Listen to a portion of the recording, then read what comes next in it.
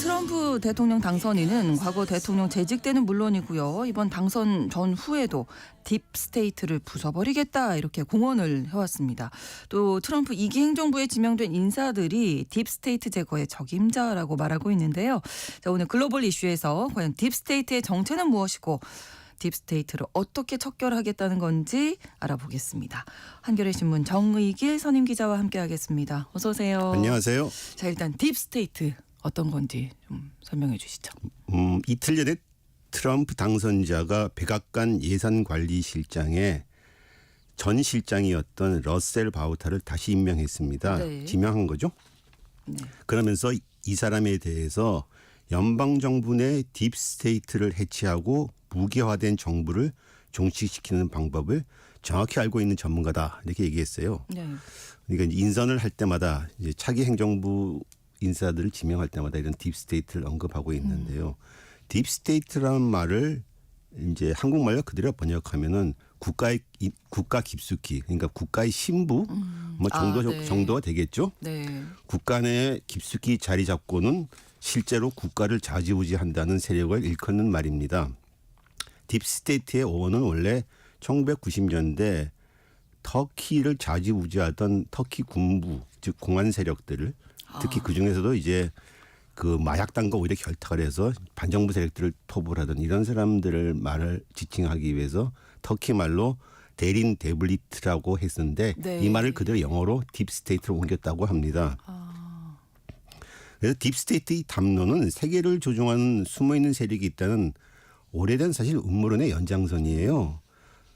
서방에서는 20세기 초에 유대인 집단이 세계 지배를 획책한다는 음모론이 남았는데 그 대표적인 것이 시온 장로 의정서라는 문건이 있었습니다. 이 네. 시온 장로 의정서는 프라하의 공동묘지에서 유대교 장로들이 모여가지고 밤늦게 세계 지배 음모를 꾸몄다. 무슨 이제 그런 대화를 나눈 걸 갖다가 기록한 것이라고 합니다. 네. 그래서 당시 사회주의 혁명, 대공황, 뭐 투기 이런 모든 것들이 결국 유대인들의 세계 지배를 위해 기획된 것이다. 라고 주장했어요.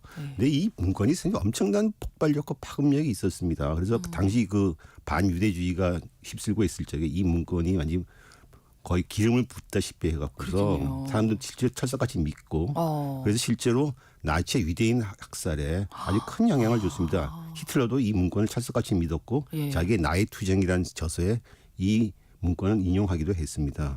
하지만 이 시온 장로 의정서는 나중에 아니 처음부터 몰리에르의 희곡을 각색한 것으로 드러나는 위서로 이 판명이 됐지만은 사람들한테 그건 별로 의미가 없었습니다. 그렇죠. 이미 많이 퍼졌잖아요. 그리고 믿고 있는데. 지금도 우리나라의 출판계에서 이 책이 버젓이 출판되고 있고 계속 출판되고 있습니다. 그래서 그래요? 아직까지도 그 세계 지배 음모를 밝힌다 이런 식으로 책이 나와 있어요.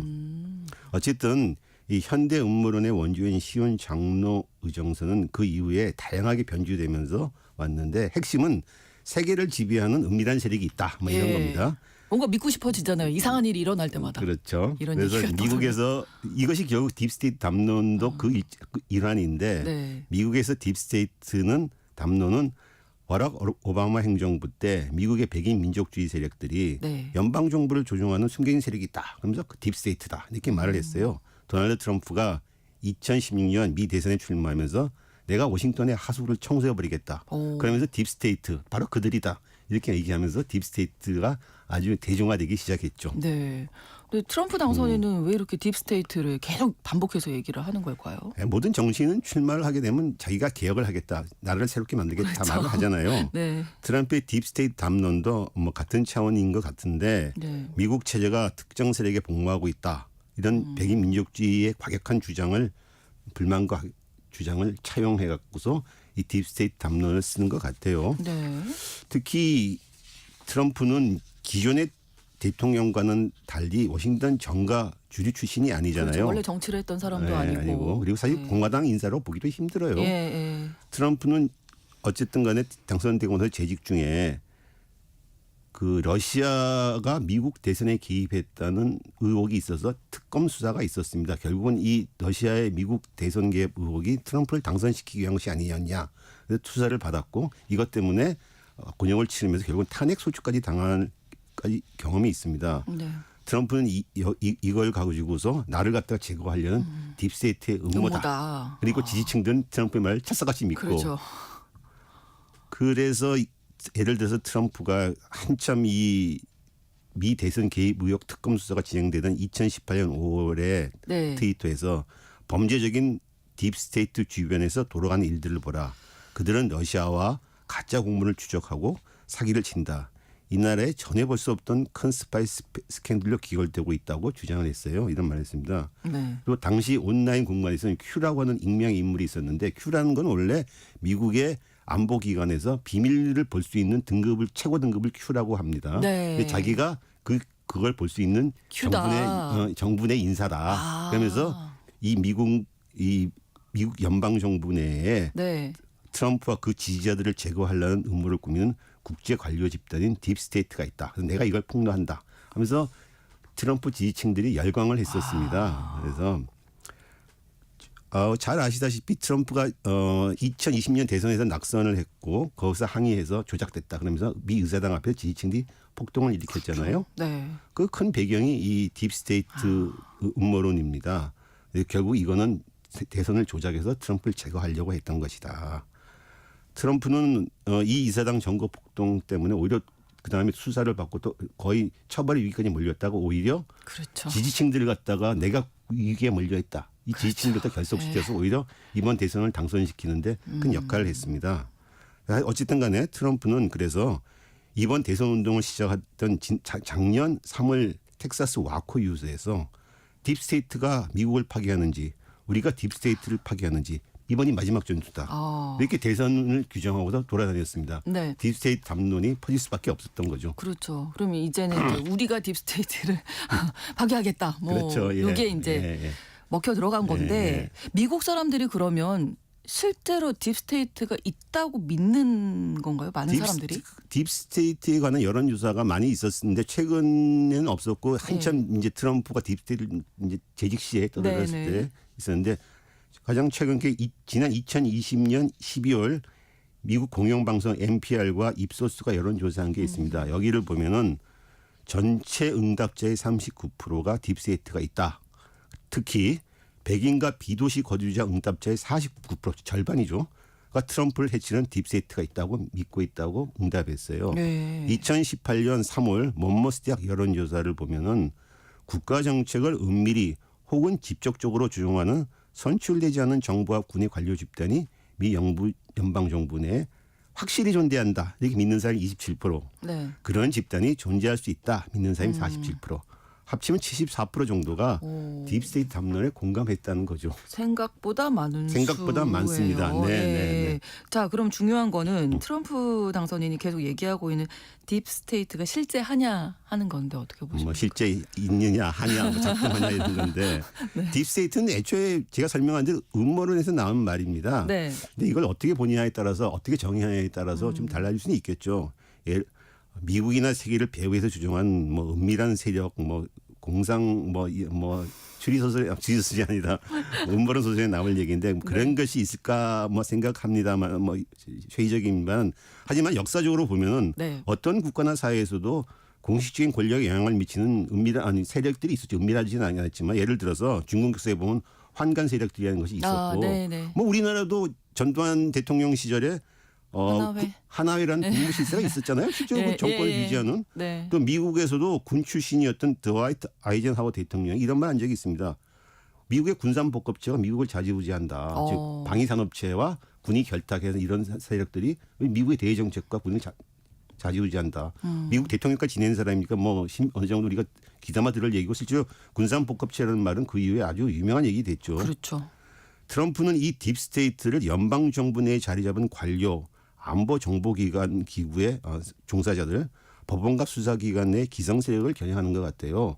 즉 이들을 숙청해 갖고서 워싱턴의 권력 교체를 이뤄서 자신의 권력을 공고하겠다 이런 정치적 의도가 원저인 것 같습니다. 네. 자, 그러면 딥스테이트 세력을 척결하겠다 하고 나섰는데 구체적으로 뭐 딱 지목을 했다든지 뭐 어떻게 할 것인지 그런 얘기가 있었나요?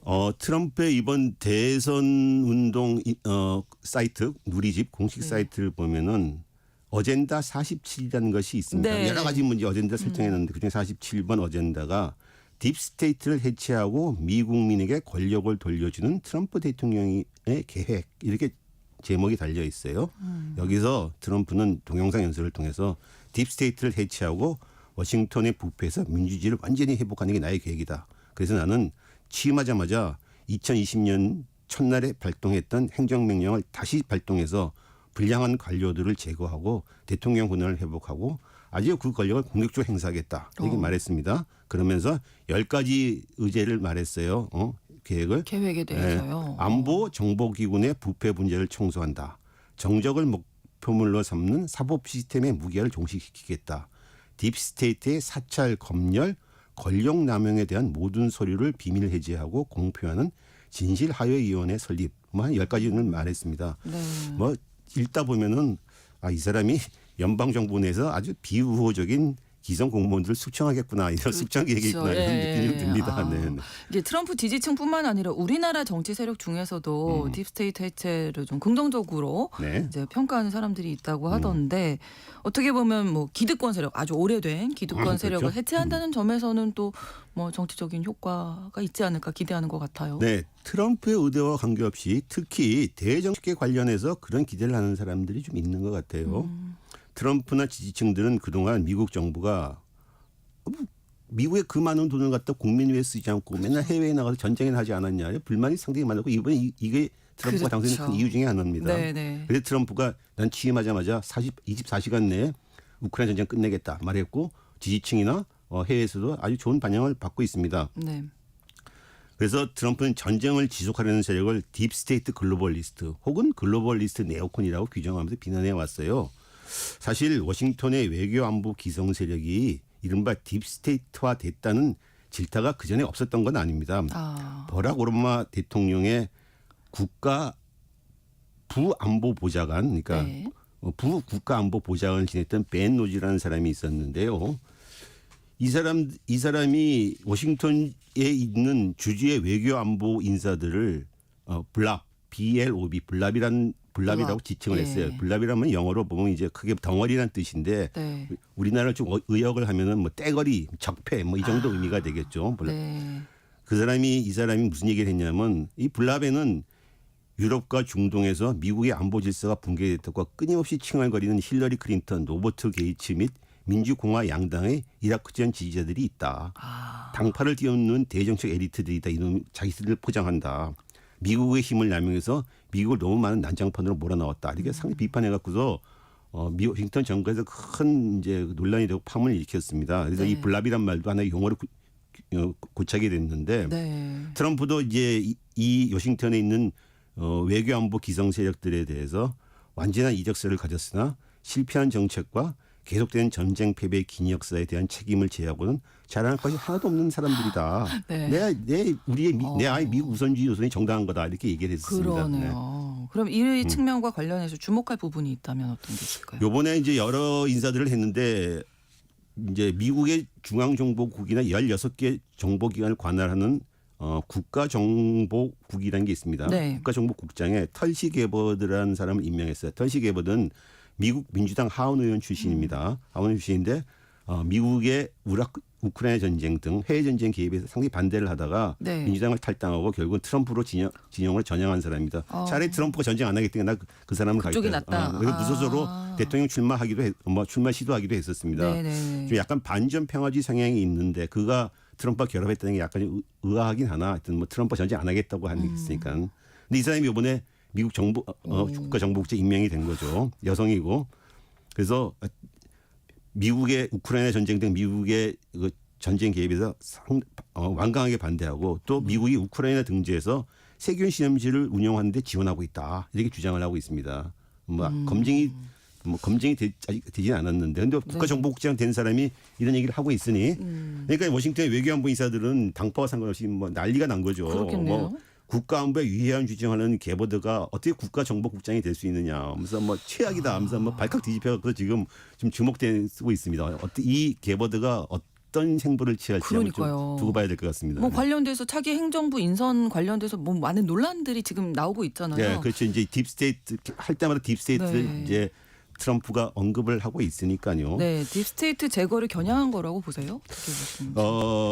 일단 뭐 미국 행정부의 빅4가 있습니다. 이제 강력 국무, 국방, 재무, 법무장관이 미국 행정부 내에서 가장 큰 힘과 영향력을 가진 장관들인데 네. 국방 법무장관에는 워싱턴 정가 주재는 아주 거리가 먼, 뭐 우리도 요즘 뭐 속된 말 듣보잡이라고 하나요? 뭐 그 사람들인 폭스뉴스 진행자 피트 헤그세스를 네. 국방장관, 그리고 맷 게이츠 하원의원을 뭐 법무장관 했는데 맷 게이츠는 이번에 미성년자 성관계 혐의를 그렇죠. 낙마했죠. 이것 때문에 벌써 뭐 트럼프 뭐 의도가 좀 어그러지고 뭐 약간 힘이 빠지겠죠. 근데 국무장관에는 기성 정치인인 마코 루비오를 지명했고, 재무장관에는 월가 헤지펀드 소유주인 스콧 벤센트를 지명했습니다. 네. 근데 여기서 벤센트라는 사람은 우파 진영에서 세계 지배를 꿈꾸는 글로벌리스트의 원흉을 조지 소로스라고 지명하고 있는데, 이 네. 조지 소로스가 같이 일하면서 성장했던 사람이에요. 그렇게 보면 이거 그럼 뭐 조금 그러니까 약간 좀 이제 트럼프가 말하는 딥스테이트, 우파 얘기하면 딥스테이트 약간 좀 뭐 어떤 모순된 지형도 있겠죠. 그러니까요. 그래서 트럼프의 이런 인선들이 과연 딥스테이트를 자기가 말하는 그런 걸 할 수 있을, 뭐 척결을 할 수 있을지, 아니고 그 딥스테이트 주장이 맞는 건지에 대해서 좀 모순되고 좀 의아하기는 합니다. 네. 그래서 어쨌든 간에 이 트럼프의 딥스테이트 척결 주장은 트럼프의 정치적인 의도를 우리가 좀 잘 살피면서도 워싱턴이나 국제사회에 어떤 영향을 줄지는 좀 지켜봐야 되지 않을까, 뭐 이런 생각이 듭니다. 그렇습니다. 오늘 글로벌 이슈에서 미국 정가에서 딥스테이트 실제 하는지, 해체 방안이 과연 성공할 수 있을지 자세히 살펴드렸습니다. 한겨레 신문 정익일 선임 기자와 함께했습니다. 오늘도 고맙습니다. 감사합니다. 자, 밖에 바람이 많이 불고 있는 것 같습니다. 기상특보가 한 가지 더 들어와서 전해드릴 텐데요. 11시 50분을 기해서 경기 안산, 시흥, 김포, 또 인천 지역, 옹진은 제외한 인천 지역에 강풍 경보가 발효됐습니다. 노약자, 장애인 등이 있는 가정에서는 비상시 대피 방법, 연락 방법을 가족 또는 이웃과 미리 의논하셔야겠고요. 쓰러질 위험이 있는 나무나 전신주 밑은 피하고 안전한 건물로 대피하시기 바랍니다. 바닥